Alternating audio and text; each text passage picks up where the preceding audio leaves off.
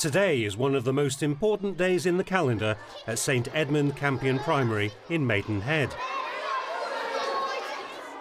The school calls it the G11 Summit, when all classes meet to exchange knowledge and views about sustainability and the environment. The teaching and learning, however, goes on every day. What I want to get across to schools is that it's very easy to embed it into their curriculum. They do lots of it all the time anyway. It's just about making sure that it's done overtly and that the children know what they're doing. So I'd say to any school, just go for it. The school has introduced a series of what are called green doorways, which all pupils have to enter as they go through school. I know a lot of people do it through themed weeks, but we do themed year. So for example, Year 1 study food and drink, Year 2 do school grounds and environment, Year 3, 4 do more. One class does global citizenship, another one does travel and traffic, and another does energy. In the upper juniors they study waste, water, and another group does travel and traffic as well. As you take the cards out, there's different types of cards in there telling you what to do, and try and do that for the rest of the week. Parents are also invited to find out what their children have learned through the doorways. They were saying, why do we need to buy pineapples? Could we do without pineapples? You know, why do we need to fly them from halfway across the world and have them? Green themes are adopted whenever possible during the day. This musical production is all about saving the rainforests. The children are learning huge amounts about the effects of pollution and things on the rainforest through singing and through the dancing as well. It's a fantastic opportunity for the children to demonstrate their care for the environment through lots of different areas of the curriculum. What have you learned?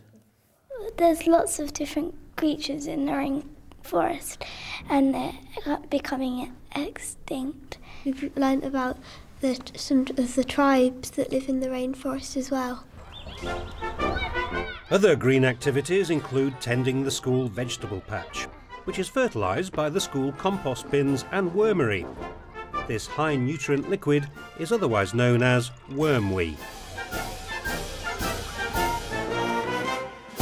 I think what makes it different really is that all the children are involved and they're involved in every stage of the gardening process. So we purchase the seeds, they plant the seeds, they're involved in the composting and watering them, and then also selling the produce that we have.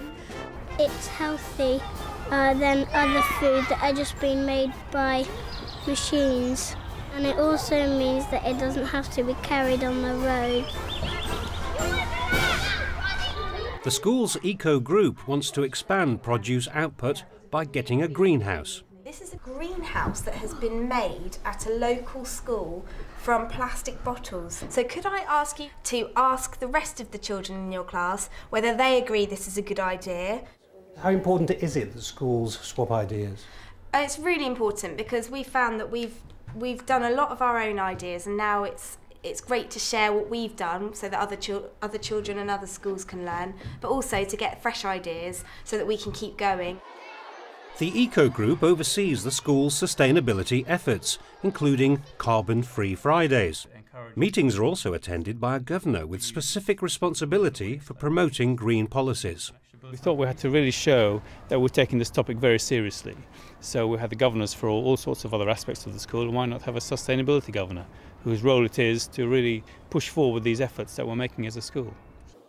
This is the school's sustainability showpiece, the nursery and reception building. It's heated by a system that draws warmth from the ground, and other features include insulation made of recycled material and plenty of glass to let in natural light.